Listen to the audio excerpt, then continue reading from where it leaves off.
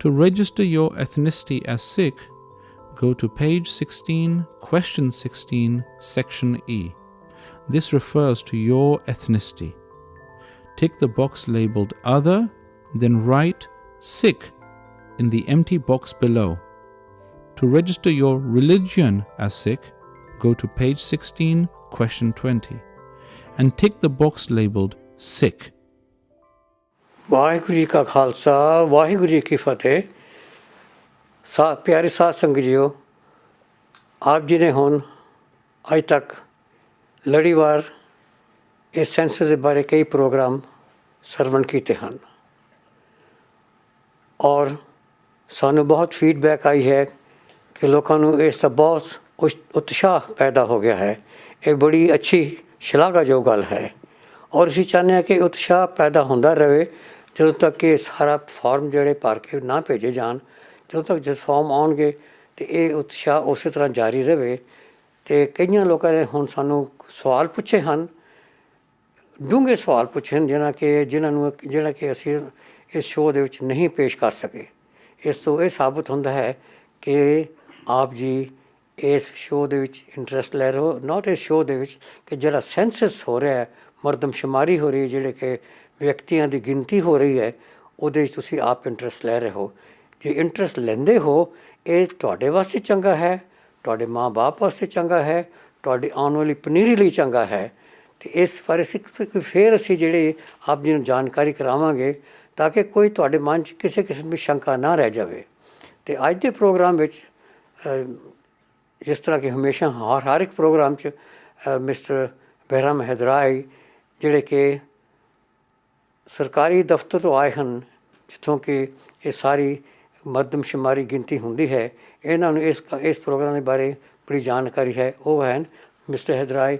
Welcome to you to this program once again, and we are very grateful to you for being here and giving the community the right information so as to enable them to complete the forms more accurately. And I am very grateful to you and say thank you very much to you. And ਔਰ ਸਾਡੇ ਨਾਲ ਔਰ ਦੂਸਰੇ ਹਨ ਸਾਡੇ ਅੱਜ ਦੇ guest ਹਨ ਪ੍ਰੋਫੈਸਰ ਉਪਕਾਰ ਸਿੰਘ ਪਰਦੇਸੀ। ਇਹ ਪ੍ਰੋਫੈਸਰ ਉੱਦਾਂ ਪ੍ਰੋਫੈਸਰ ਨਹੀਂ ਬਣੇ ਹੈ ਸਾਧ ਸੰਗਤ ਜੀ, ਇਹ ਉੱਚ ਵਿੱਦਿਆ ਪ੍ਰਾਪਤ ਕਰਕੇ ਪ੍ਰੋਫੈਸਰ ਬਣੇ ਹਨ। ਕਈ ਆਪਾਂ ਪ੍ਰੋਫੈਸਰ ਦੇਖਦੇ ਹਾਂ ਕਿ ਪ੍ਰੋਫੈਸਰ ਤੁਸੀਂ ਕਿੱਦਾਂ ਪ੍ਰੋਫੈਸਰ ਬਣ ਕੇ, ਮੈਂ ਕਾਲਜ 'ਚ ਪੜ੍ਹਾਉਣਾ ਸੀ ਤਦ ਮੈਂ ਪ੍ਰੋਫੈਸਰ ਬਣ ਗਿਆ। ਇੱਦਾਂ ਨਹੀਂ, ਉੱਚ ਵਿੱਦਿਆ ਪ੍ਰਾਪਤ ਕੀਤੀ ਤਦ ਇਹ ਪ੍ਰੋਫੈਸਰ ਬਣ ਕੇ ਫਿਰ ਇਹ ਇੱਥੇ ਜਿਹੜੀ ਸੈਂਟਰਲ ਯੂਨੀਵਰਸਿਟੀ ਆਫ ਇੰਗਲੈਂਡ ਹੁੰਦੀ ਸੀਗੀ ਉਹਦੇ ਡੀਨ ਰਹੇ ਔਰ ਬਿਜ਼ਨਸ ਸਕੂਲ ਦੇ ਡੀਨ ਰਹੇ ਔਰ 30 ਸਾਲ ਤੋਂ ਇਹ ਲਗਾਤਾਰ ਸਮਾਜ ਦੀ ਸੇਵਾ ਕਰਦੇ ਆ ਰਹੇ ਹਨ। ਅਤੇ ਇਹ ਨਿਸ਼ਕਾਮ ਸੈਂਟਰ ਜਿਹੜਾ ਹੁਣ ਨਵਾਂ ਬਣਿਆ ਹੈ ਸੋਹੋ ਰੋਡ ਦੇ ਉੱਤੇ, ਉਸ ਦੀ ਜਿਹੜੀ ਬੋਰਡ ਹੈ ਉਸ ਦੇ ਵਾਈਸ ਚੇਅਰਮੈਨ ਵੀ ਹਨ ਔਰ ਇਹਨਾਂ ਦੀ ਇਤਨੀ ਸਮਾਜ ਸੇਵਾ ਹੈ ਕਿ ਸਰਕਾਰ ਨੇ ਵੀ, ਕੁਈਨ ਨੇ ਵੀ ਇਹਨਾਂ ਨੂੰ OBE ਦਾ ਖਿਤਾਬ ਬਖਸ਼ਿਸ਼ ਕੀਤਾ ਹੈ। ਅਤੇ ਅਸੀਂ ਉਹਨੂੰ ਕਹਾਂਗੇ ਉਪਕਾਰ ਸਿੰਘ ਜੀ ਪਰਦੇਸੀ OBE। ਬੜੇ ਮਾਣ ਔਰ ਫਖਰ ਦੇ ਨਾਲ ਕਹਿੰਦੇ ਹਾਂ ਕਿ ਐਸੀ ਉੱਚ ਵਿੱਦਿਆ ਪ੍ਰਾਪਤ ਕਰਨ ਵਾਲੇ ਔਰ ਐਸੇ ਉੱਚੇ ਰੈਕਗਨੀਸ਼ਨਸ ਵਾਲੇ ਬੰਦੇ ਅੱਜ ਸਾਡੇ ਨਾਲ ਇਸ ਸ਼ੋਅ 'ਚ ਬੈਠੇ ਹਨ ਅਤੇ ਉਹਨਾਂ ਦੇ ਵੀ ਵਿਚਾਰ ਸਰਵਣ ਕਰਾਂਗੇ ਅਤੇ ਉਮੀਦ ਹੈ ਕਿ ਆਪ ਨੂੰ ਬੈਨੀਫਿਟ ਹੋਏਗਾ। ਸਭ ਤੋਂ ਪਹਿਲਾਂ ਮੈਂ ਇੱਕ ਵਾਰੀ ਫਿਰ ਸੰਗਤ ਟੈਲੀਵਿਜ਼ਨ ਦਾ ਮੈਂ ਬਹੁਤ ਬਹੁਤ ਧੰਨਵਾਦ ਕਰਨਾ ਚਾਹੁੰਦਾ ਹਾਂ ਕਿ ਇਹ ਸਮੁੱਚੀ ਸਾਧ ਸੰਗਤ ਦੀ ਚੈਨਲ ਹੈ।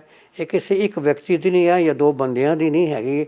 ਇਹ ਟਰਸਟ ਸੰਗਤ ਟਰਸਟ ਦੀ ਹੈ, ਵਾਕਈ ਹੀ ਸੰਗਤ ਟਰਸਟ ਦੀ ਹੈ ਔਰ ਇਸ ਚੈਨਲ ਦੇ ਉੱਤੇ ਗੁਰਬਾਣੀ ਵਿਚਾਰ ਦੱਸੇ ਜਾਂਦੇ ਹਨ, ਆਪਣੀ ਸੱਭਿਅਤਾ ਦੇ ਬਾਰੇ ਦੱਸਿਆ ਜਾਂਦਾ ਹੈ ਔਰ ਅਜਿਹੀਆਂ ਚੀਜ਼ਾਂ ਜਿਸ ਤਰ੍ਹਾਂ ਕਿ ਅੱਜ ਅਸੀਂ ਦੱਸ ਰਹੇ ਹਾਂ ਕਿ ਜਿਹੜੀਆਂ ਕਿ ਕਮਿਊਨਿਟੀ ਦੇ ਨਾਲ ਉਹਨਾਂ ਦੇ ਡੇ ਟੂ ਡੇ ਕਾਰਜਾਂ ਨਾਲ ਸੰਬੰਧਿਤ ਹੈ, ਜਿਸ ਤਰ੍ਹਾਂ ਕਿ ਸੈਂਸਸ ਹੈ, ਮਰਦਮਸ਼ੁਮਾਰੀ ਹੋ ਰਹੀ ਹੈ, ਗਿਣਤੀ ਹੋ ਰਹੀ ਹੈ, ਇਸ ਦੇ ਬਾਰੇ ਜਾਣਕਾਰੀ ਕਰਾਉਣ ਵਾਸਤੇ ਸਮਾਂ ਕੱਢ ਕੇ ਸਾਡੇ ਪਾਸ ਆਏ ਨੇ। ਅਸੀਂ ਇਹਨਾਂ ਦੇ ਬੜੇ ਧੰਨਵਾਦੀ ਹਾਂ। ਅਤੇ ਉਪਕਾਰ ਸਿੰਘ ਪਰਦੇਸੀ ਜੀ, ਆਪ ਦਾ ਸਵਾਗਤ ਹੈ।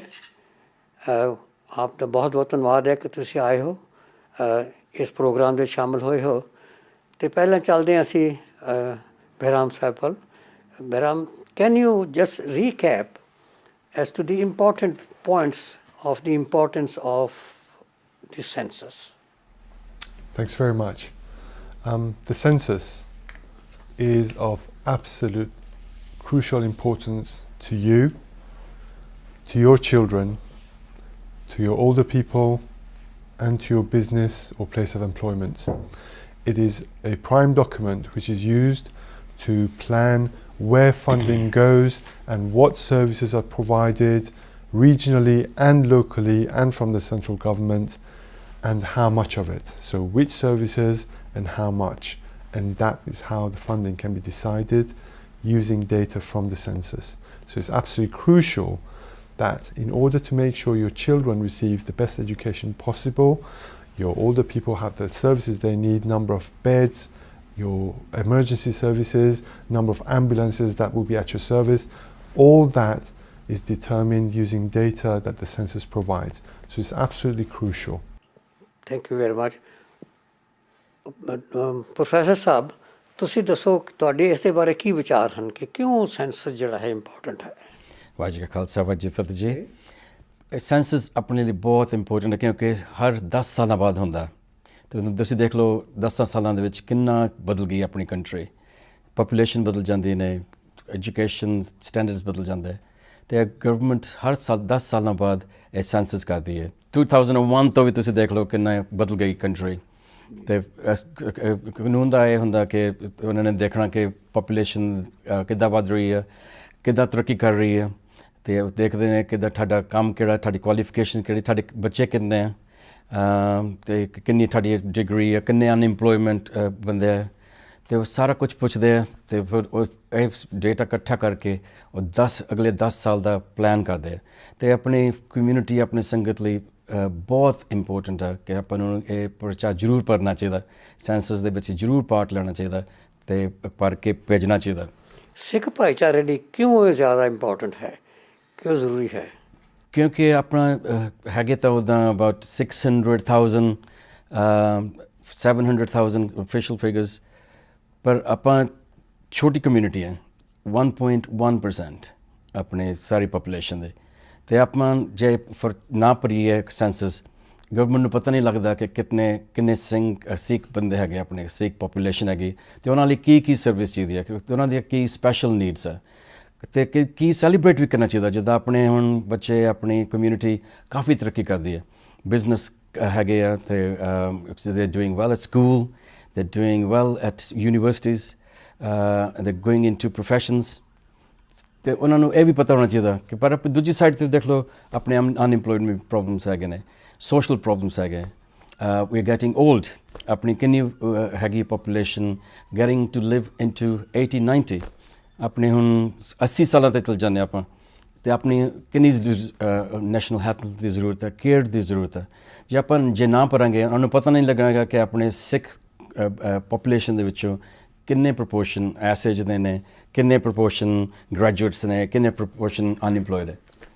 ਕਿਉਂਕਿ ਅਸੀਂ ਦੇਖਦੇ ਹਾਂ ਸਾਧ ਸੰਗਤ ਜੀ ਕਿ ਅੱਜ ਇਹ ਪ੍ਰੋਬਲਮ ਸਾਡੇ ਸਾਹਮਣੇ ਆ ਰਹੀ ਹੈ ਕਿ ਅਸੀਂ ਜੇ ਹਸਪਤਾਲਾਂ 'ਚ ਦੇਖਦੇ ਹਾਂ ਕਿ ਉੱਥੇ ਸਿੱਖ ਚੈਪਲੈਂਸੀ ਨਹੀਂ ਹੈ, ਅਤੇ ਜੇ ਅਸੀਂ ਉਹਨਾਂ ਦੇ ਨਾਲ ਜਾ ਕੇ ਜਦੋਜਹਿਦ ਕਰਦੇ ਹਾਂ ਅਤੇ ਉਹ ਸਾਡੇ ਸਾਹਮਣੇ ਸੈਂਸਸ ਦੇ ਫਿਗਰ ਰੱਖ ਦਿੰਦੇ, ਕਹਿੰਦੇ ਜਿਹੜੀ ਫਿਗਰਸ ਨੇ ਸੈਂਸਸ ਦੇ, ਇਹਦੇ 'ਚ ਇਹ ਸਾਬਤ ਹੁੰਦਾ ਹੈ ਕਿ ਤੁਹਾਡੀ ਲੋੜ ਨਹੀਂ ਹੈ, ਕਿ ਤੁਸੀਂ ਕਮ ਗਿਣਤੀ ਦੇ ਬੰਦੇ ਹੋ। ਅਤੇ ਇਸ ਕਰਕੇ ਉਹ ਉੱਥੇ ਜਿੰਨੇ ਵੀ ਸਾਡੇ ਮਰੀਜ਼ ਨੇ ਉਹਨਾਂ ਵਾਸਤੇ ਇੱਕ ਜੇ ਸਿੱਖ ਚੈਪਲੈਂਟ ਹੋਵੇ, ਉਹ ਜਾ ਕੇ ਉਹਨਾਂ ਨੂੰ ਗੁਰਬਾਣੀ ਦੀ ਵਿਚਾਰ ਦੱਸ ਸਕਦਾ ਹੈ, ਬਿਮਾਰਾਂ ਨੂੰ ਜ਼ਰਾ ਹੌਸਲੇ ਦੇ ਸਕਦਾ ਹੈ। ਲੇਕਿਨ ਉਹ ਸਾਨੂੰ ਯਾਨੀ ਇਹ ਐਗਜ਼ਾਮਪਲ ਦੇ ਰਹੇ ਹਾਂ ਅਸੀਂ ਕਿ ਕੀ ਨੁਕਸਾਨ ਹੁੰਦੇ ਜੇ ਅਸੀਂ ਫਾਰਮ ਨਾ ਭਰੀਏ, ਅਤੇ ਸਾਨੂੰ ਕਿੱਥੇ ਤੱਕ ਨੁਕਸਾਨ ਹੁੰਦੇ ਨੇ। ਅਤੇ ਜਿਸ ਤਰ੍ਹਾਂ ਪ੍ਰੋਫੈਸਰ ਸਾਹਿਬ ਨੇ ਦੱਸਿਆ ਹੈ ਕਿ ਪ੍ਰੋਫੈਸਰ ਜੀ ਇੱਕ ਐਗਜ਼ਾਮਪਲ ਹੈਗੀ ਹੈ ਕਿ ਸਾਡੀ ਜ਼ਿੰਦਗੀ 'ਚ ਇਹ ਆਇਆ ਹੈ ਕਿ ਚੈਪਲੈਂਸੀ ਦੀ ਕਹਿੰਦੇ ਨੇ ਕਿ ਤੁਹਾਡੀ ਗਿਣਤੀ ਘੱਟ ਹੈਗੀ ਹੈ। ਗਿਣਤੀ ਘੱਟ ਨਾਲੇ ਤੁਸੀਂ ਆਪਣੇ ਆਪ ਨੇ ਸਾਰਿਆਂ ਦੇ ਲੁੱਕ ਆਫਟ ਕਰਦੇ ਆ, ਪਰ ਆਪਣੀ ਹੁਣ ਇੰਨੀ ਜਨਰੇਸ਼ਨ ਚੇਂਜ ਹੋ ਗਈ ਹੈ ਕਿ ਇਹਨਾਂ ਨੂੰ ਦੱਸਣਾ ਪਏਗਾ ਕਿ ਆਪਣਾ ਉੱਦਾਂ ਨਹੀਂ ਰਹਿ ਗਿਆ ਕਿ ਆਪਾਂ ਐਕਸਟੈਂਡਡ ਫੈਮਿਲੀ 'ਚ ਰਹਿੰਦੇ ਹਾਂ, ਆਪਣੇ ਬੱਚੇ ਆਪਣੀ ਲੁੱਕ ਆਫਟ ਕਰਦੇ ਆ। ਹੁਣ ਇੱਦਾਂ ਦੀ ਜਨਰੇਸ਼ਨ ਹੋ ਗਈ ਕਿ ਕਿੰਨੇ ਸਿਆਣੇ ਬੰਦੇ ਇਕੱਲੇ ਰਹਿੰਦੇ ਨੇ, ਅਤੇ ਉਹਨਾਂ ਨੂੰ ਕੇਅਰ ਦੀ ਜ਼ਰੂਰਤ ਹੈ। ਤੇ ਕਾਫੀ ਉਮਰ ਹੋ ਜਾਂਦੀ ਹੈ ਤੇ ਉਹਨਾਂ ਨੂੰ ਹਸਪੀਟਲ ਜਾਂਦੇ ਆ ਤੇ ਉਹਨਾਂ ਨੂੰ ਚੈਪਲਨਸੀ ਸਰਵਿਸ ਦੀ ਜ਼ਰੂਰਤ ਹੈ। ਉਹ ਸਮਝਦੇ ਆ ਕਿ ਆਪਣੀ ਕਮਿਊਨਿਟੀ ਬਹੁਤ ਸੈਲਫ ਸਫੀਸ਼ੀਐਂਟ ਆ, ਆਪਾਂ ਆਪਣੀ ਲੁੱਕ ਆਫਟਰ ਕਰਦੇ ਹਾਂ। ਤੇ ਸੈਂਸਸ ਦਾ ਇਹ ਮਤਲਬ ਪਤਾ ਹੋਣਾ ਚਾਹੀਦਾ ਕਿ ਆਪਣੀ ਕਿੰਨੀ ਪਾਪੂਲੇਸ਼ਨ ਹੈ, ਕਿੰਨੇ ਬੰਦੇ ਓਵਰ 70, ਓਵਰ 80, ਓਵਰ 90, ਕਿੰਨਿਆਂ ਨੂੰ ਕੇਅਰ ਚਾਹੀਦੀ ਹੈ। ਸੋ ਇਹਦਾ ਇੱਦਾਂ ਹੁੰਦਾ ਕਿ ਜੇ ਆਪਾਂ ਨਾ ਦੱਸਾਂਗੇ ਇਹਨਾਂ ਨੂੰ ਤੇ ਰਿਸੋਰਸਿਸ ਨਹੀਂ ਦਿੰਦੇ ਆਪਣੀ ਕਮਿਊਨਿਟੀ ਨੂੰ। Why do they always use the numbers for the purpose of providing the services? Well, the way it works is it's like anything else that's considered by the democratically elected leadership of the country and the people who are in charge of informing them and carrying out their decisions. In the democratic society, the apportionment of services must be based on real evidence of need and aspiration versus what resources there actually are available to the country. So once we've established how much money there is to spend, then there has to be accurate information to describe where those services are needed and what those services are. For example, you wouldn't put a whole load of meat production factories in a country where 99% of the population is vegetarian. That's how you will decide where to put investment.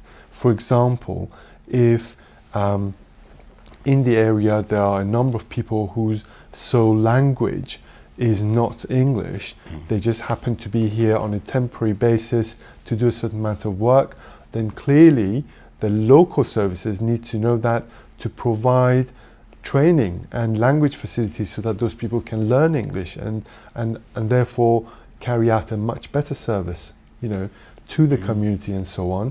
Then that has to be based on actual evidence in order to ensure proper planning and accurate planning and making the best of the money there is.